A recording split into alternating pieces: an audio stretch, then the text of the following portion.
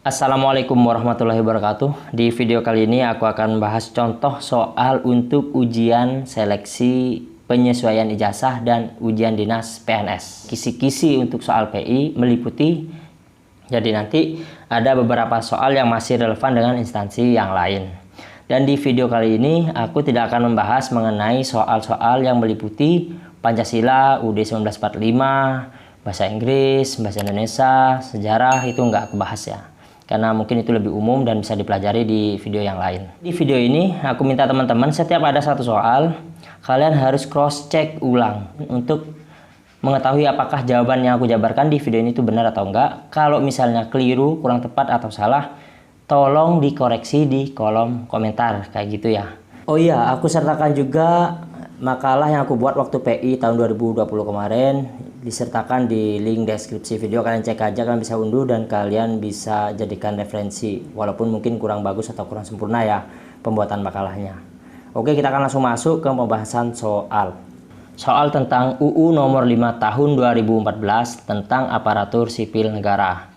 Soal nomor 1, jabatan aparatur sipil negara terdiri dari beberapa jenis jabatan, yaitu jawabannya C, administrasi, fungsional, dan pimpinan tinggi. Soal nomor 2, berikut merupakan jabatan pimpinan tinggi media di tingkat provinsi, yaitu jawabannya adalah A, gubernur. Soal nomor 3, dalam UU nomor 5 tahun 2014, PNS diberikan jaminan pensiun, kecuali jawabannya E, diberhentikan secara tidak hormat. Soal nomor 4, jabatan fungsional ahli dengan golongan 3A sampai 3B dan pendidikan minimal S1, yaitu termasuk jabatan, jawabannya A, ahli pertama. Soal nomor 5, dalam UU nomor 5 tahun 2014, jabatan eselon 1A dan eselon 1B setara dengan jabatan, jawabannya A, pimpinan tinggi media. Soal nomor 6, dalam UU nomor 5 tahun 2014, jabatan eselon 1A kepala lembaga pemerintah non-kementerian setara dengan jabatan, jawabannya A, pimpinan tinggi media. Soal nomor 7, seorang pegawai negeri sipil dengan pangkat penata muda tingkat 1 memiliki golongan ruang kerja, jawabannya B, golongan 3B. Soal nomor 8, kedisiplinan dan keteraturan dalam bekerja aparatur negara sanggup diwujudkan dengan cara, jawabannya B, penetapan sistem mekanisme yang efektif dan efisien serta sistem evaluasi yang jelas. Soal nomor 9, sifat mental yang tidak mengandung moral nasional adalah, jawabannya C, jiwa kesukuan. Soal nomor 10, dalam hal kewenangan monitoring dan evaluasi pelaksanaan kebijakan dan manajemen ASN untuk menjamin perwujudan sistem merit serta pengawasan terhadap penerapan asas serta kode etik dan kode perilaku ASN, Presiden dapat mendelegasikan kekuasaannya kepada, jawabannya A, Komisi Aparatur Sipil Negara. Soal nomor 11, pejabat fungsional adalah, jawabannya adalah B, sekelompok jabatan yang berisi fungsi dan tugas berkaitan dengan pelayanan fungsional yang berdasarkan pada keahlian dan keterampilan tertentu. Soal nomor 12, memeriksa dokumen terkait pelanggaran norma dasar serta kode etik dan kode perilaku pegawai ASN merupakan kewenangan dari, jawabannya C, KASN. Soal nomor 13, dalam UU nomor 5 tahun 2014, salah satu tugas BKN kecuali, jawabannya adalah B, penyelenggaraan manajemen ASN dalam bidang pertimbangan teknis formasi, pengadaan, perpindahan antar instansi, persetujuan kenaikan pangkat, pensiun. Soal nomor 14, menyusun standar dan pedoman penyelenggaraan dan pelaksanaan pelatihan teknis fungsional dan penjenjangan tertentu, serta pemberian akreditasi dan sertifikasi di bidangnya dengan melibatkan kementerian dan lembaga terkait. merupakan tugas dari? Jawabannya B. LAN. Soal nomor 15. Sebagai seorang PNS dalam melaksanakan tugas pokok dan fungsi merupakan pengertian dalam upaya perwujudan dari? Jawabannya adalah A. Government. Soal nomor 16. Jabatan fungsional adalah? Jawabannya adalah A. Sekelompok jabatan yang berisi fungsi dan tugas berkaitan dengan pelayanan fungsional yang berdasarkan pada keahlian dan keterampilan tertentu. Soal tentang PP nomor 11 tahun 2017 dan perubahannya PP nomor 17 tahun 2020 tentang manajemen PNS. Soal nomor 1. Tahapan awal seleksi CPNS dilakukan dengan 3 tahap, yaitu? Jawabannya adalah D. Seleksi administrasi, SKD, dan SKB. Soal nomor 2. Penugasan PNS untuk melaksanakan tugas jabatan secara khusus di luar instansi pemerintah dalam jangka waktu tertentu merupakan definisi dari? Jawabannya adalah A. Penugasan khusus. Soal nomor 3. Seorang PNS lebih mengutamakan kepentingan pribadi dibandingkan kepentingan negara, sehingga menyebabkan dampak negatif bagi instansi yang bersangkutan. Bentuk hukuman disiplin yang diberikan adalah? Jawabannya B. Hukuman disiplin sedang. Soal nomor 4. Kedudukan yang menunjukkan fungsi, tugas, tanggung jawab, wewenang, dan hak seorang pegawai ASN dalam suatu satuan organisasi disebut? Jawabannya B. Jabatan. Soal nomor 5. Untuk menjamin keselarasan potensi PNS dengan kebutuhan penyelenggaraan tugas pemerintahan dan pembangunan perlu menyusun? Jawabannya adalah A. Analisis jabatan. Soal nomor 6. Mengendalikan seleksi CPNS merupakan tugas dari? Jawabannya B. BKN. Soal nomor 7. Pendidikan dan pelatihan yang diarahkan untuk meningkatkan pengabdian, mutu, keahlian, kemampuan, dan keterampilan PNS adalah diklat? Jawabannya adalah B. Dalam jabatan. Soal nomor 8. Jabatan pimpinan tinggi jenjang paling tinggi di Kementerian Hukum dan HAM adalah? Jawabannya A. JPT utama. Soal nomor 9. Hukuman yang dijatuhkan kepada PNS karena melanggar peraturan disiplin PNS disebut?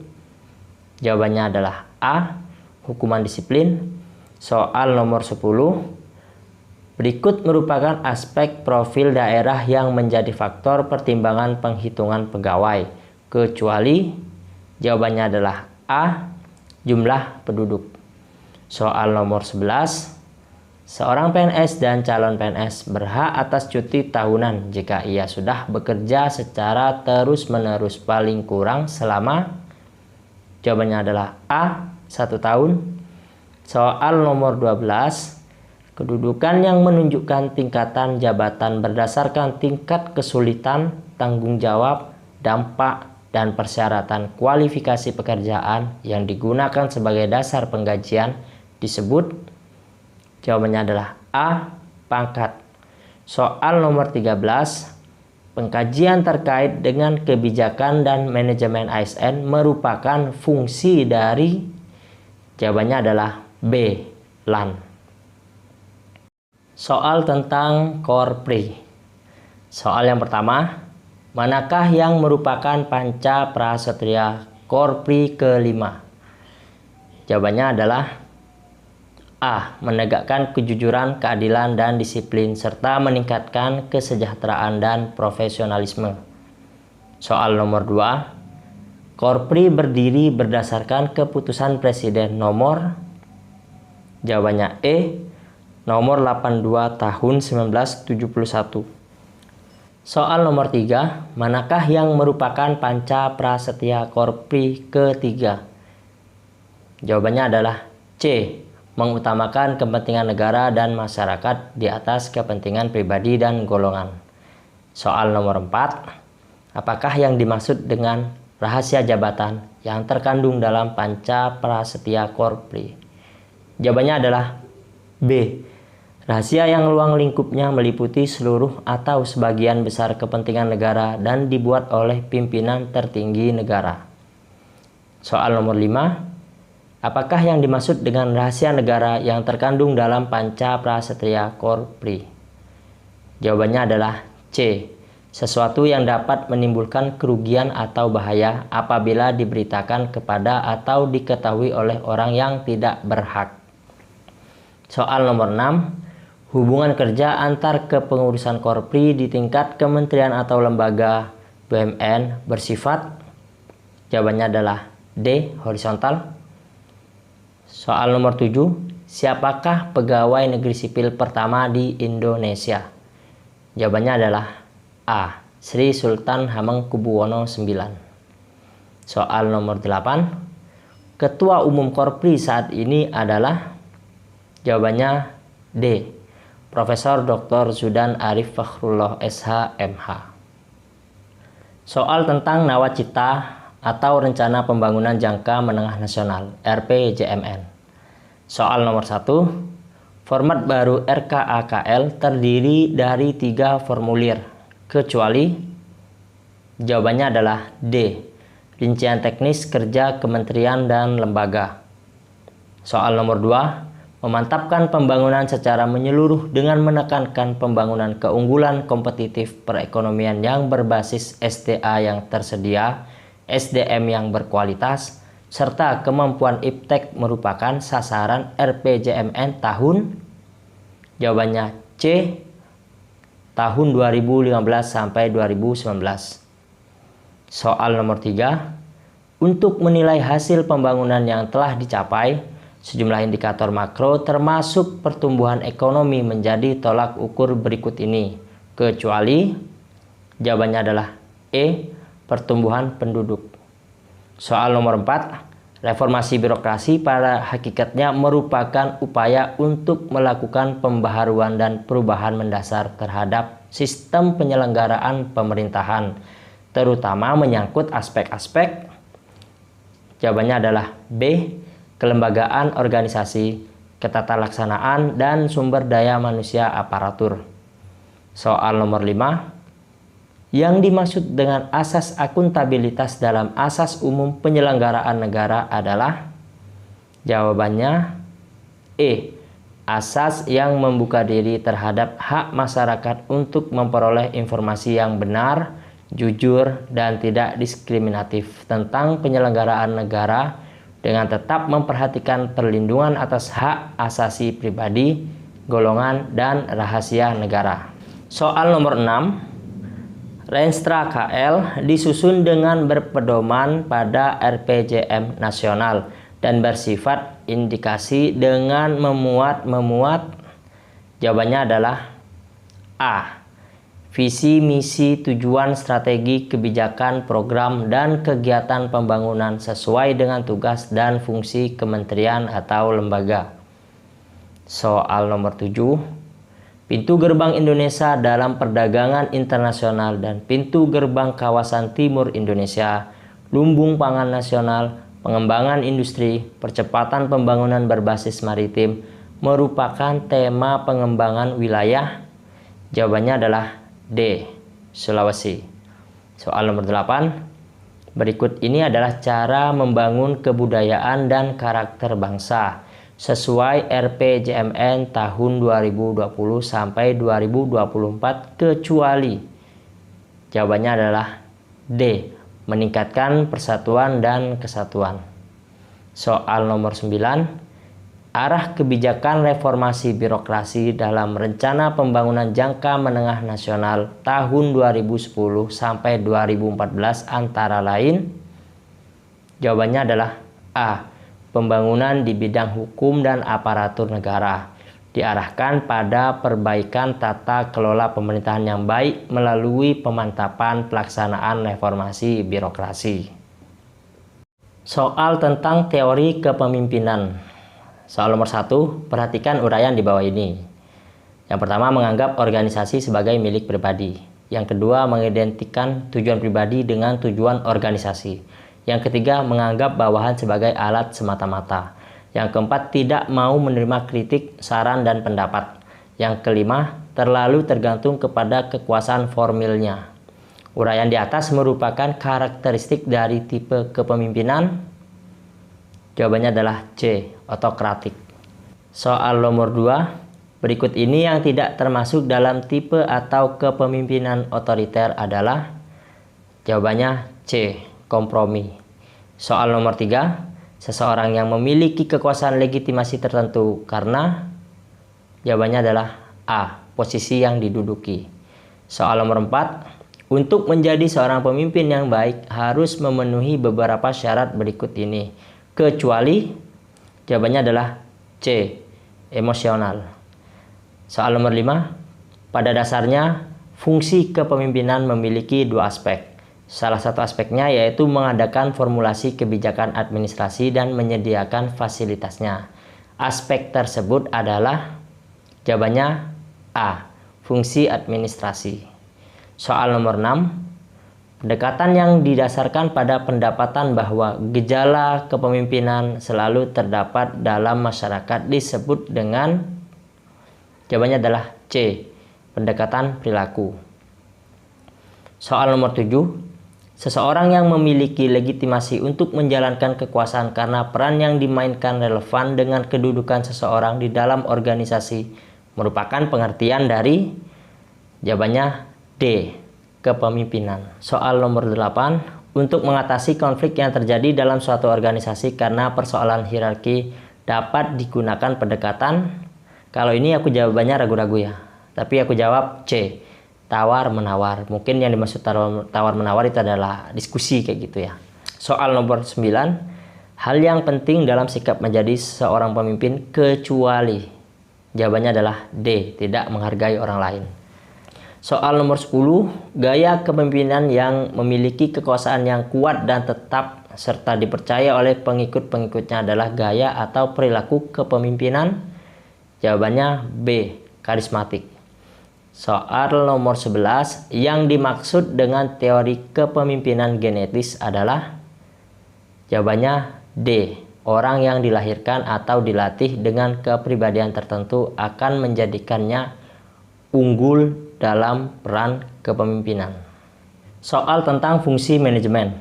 Soal pertama, kepuasan jangka panjang dapat terpenuhi dengan memperhatikan hal-hal berikut, kecuali, jawabannya adalah A, diskon dan keuntungan. Soal nomor 2, uang penghargaan masa kerja bagi karyawan yang memiliki masa kerja 3 tahun tapi kurang dari 6 tahun adalah, jawabannya adalah A, 2 bulan upah. Soal nomor 3, memadukan pengetahuan konseptual dan teoritis dalam proses pendidikan jangka panjang secara umum adalah pemahaman dari definisi. Jawabannya B, pengembangan. Soal nomor 4, untuk mencapai efektivitas kompensasi, salah satunya kompensasi harus memenuhi kriteria layak, yaitu setiap orang harus dibayar. Jawabannya B, memenuhi persyaratan minimum menurut pemerintah. Soal nomor 5, fungsi manajemen yang pertama kali harus dilakukan manajemen untuk menjalankan organisasi secara efektif dan efisien adalah, jawabannya C, perencanaan. Soal nomor 6, sistem penghargaan yang secara langsung dikontrol dan disampaikan oleh organisasi pihak ketiga dan bersifat lebih kasat mata disebut, jawabannya A, sistem penghargaan ekstrinsik. Soal nomor 7, perkembangan terakhir yang relatif baru dalam manajemen adalah konsep 7S dari, jawabannya B, McKinsey. Soal tentang perkembangan isu-isu terkini politik dalam negeri, ekonomi, dan pembangunan. Soal yang pertama, masalah pembangunan di era reformasi yang merupakan warisan Orde Baru yang berupa merebaknya konflik dan ancaman disintegrasi lebih disebabkan oleh faktor, jawabannya E, semua jawaban benar. Soal nomor 2, sarana atau alat komunikasi politik dalam proses penyampaian informasi dan pendapat politik secara tidak langsung, baik terhadap pemerintah maupun masyarakat pada umumnya, merupakan pengertian dari, jawabannya E, media komunikasi politik. Soal nomor 3, kebaikan sistem ekonomi pasar antara lain, jawabannya D, terjadi efisiensi dan barang berkualitas. Soal nomor 4, inti atau pokok permasalahan ekonomi yang dihadapi oleh setiap masyarakat atau suatu negara adalah masalah-masalah. Jawabannya adalah E, semua jawaban benar. Soal nomor 5, struktur politik dalam suasana pemerintahan yang berfungsi menjalankan fungsi-fungsi pengambilan dan pelaksanaan keputusan disebut. Jawabannya E, suprastruktur politik. Soal nomor 6, dasar dari sistem ekonomi yang diterapkan di Indonesia adalah UUD 1945 pasal. Jawabannya E, pasal 33. Soal tentang perkembangan isu-isu terkini politik luar negeri dan kerjasama negara-negara anggota ASEAN. Soal yang pertama, ASEAN didirikan pada tanggal. Jawabannya adalah D, 8 Agustus 1967. Soal nomor 2, calon petugas diplomatik dapat ditolak oleh negara penerima karena suatu sebab. Tindakan penolakan tersebut adalah pernyataan. Jawabannya B, persona non grata. Soal nomor 3, syarat utama yang harus diwujudkan oleh suatu negara untuk dapat menempatkan perwakilan diplomatiknya di luar negeri adalah.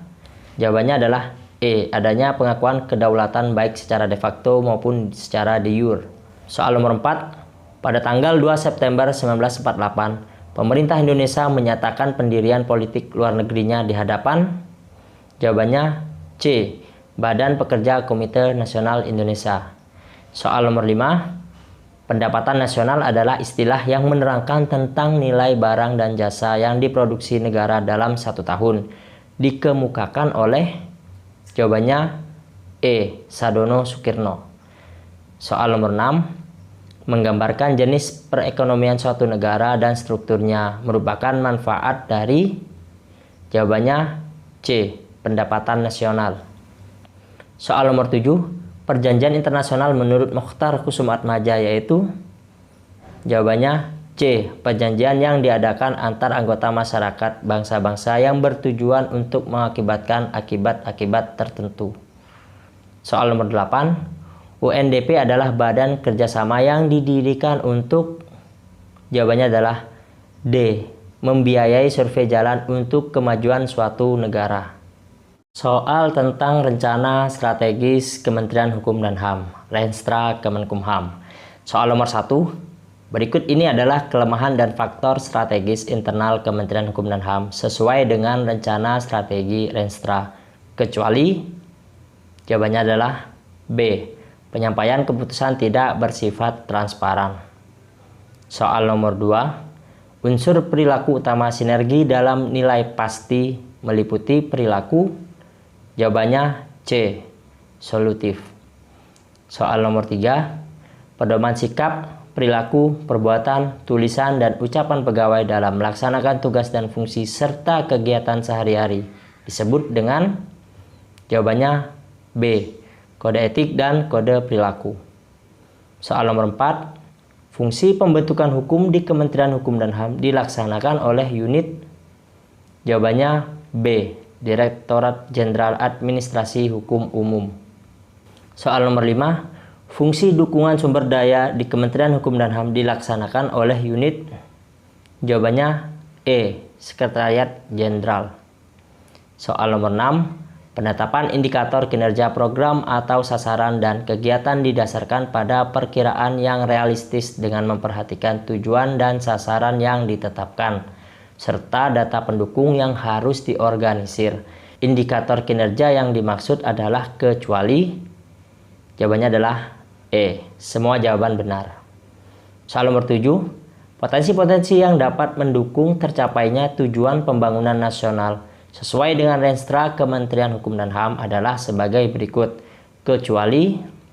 Jawabannya adalah A, kesadaran diri setiap orang.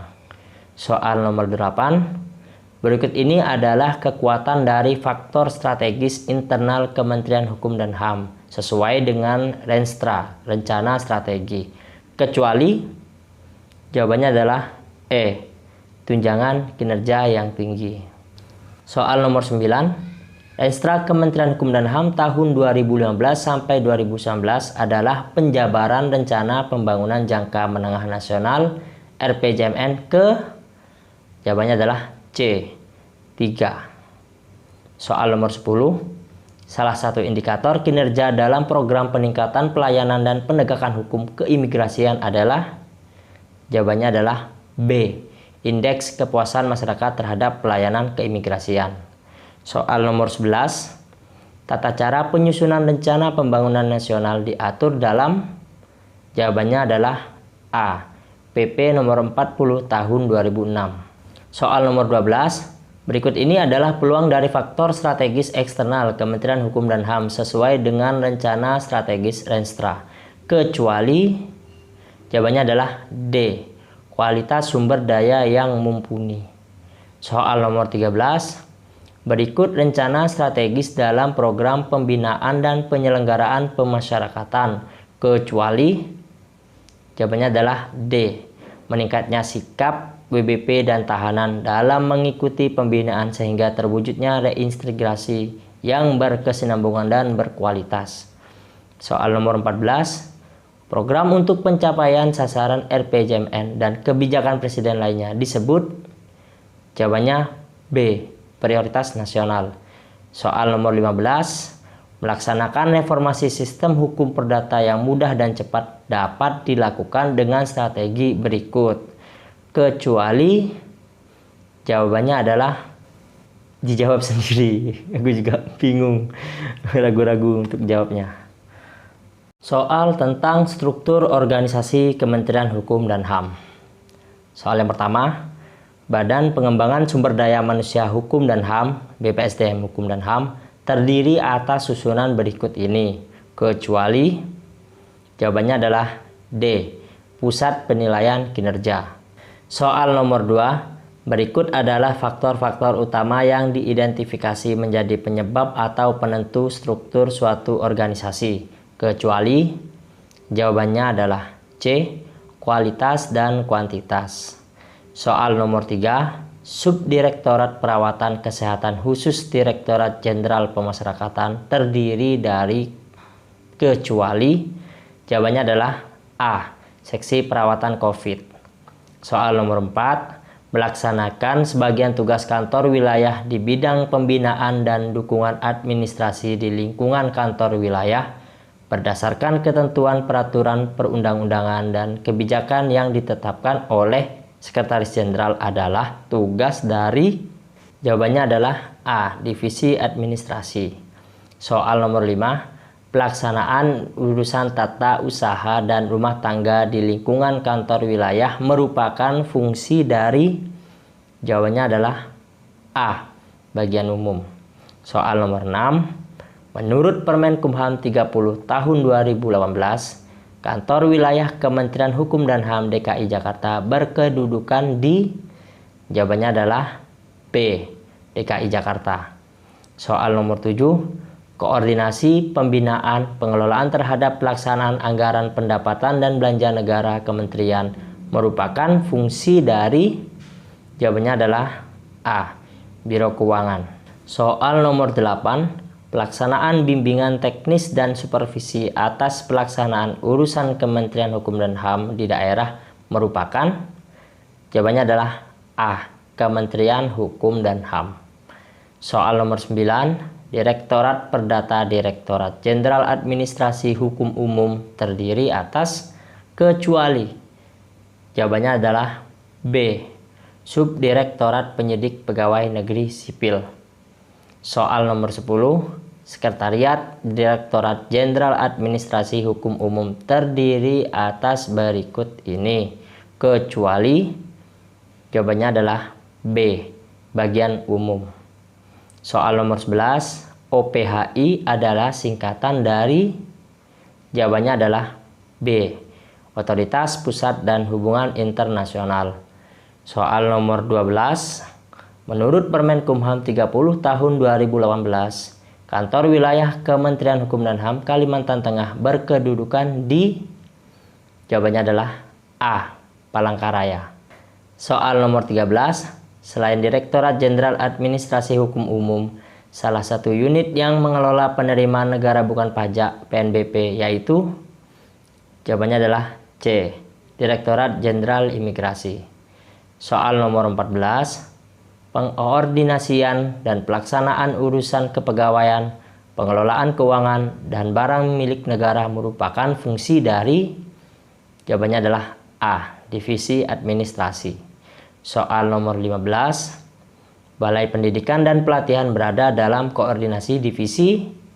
Jawabannya adalah E. Divisi BPSDM. Baik, sekian untuk contoh-contoh soal PI dan ujian dinas untuk kali ini. Wassalamualaikum warahmatullahi wabarakatuh.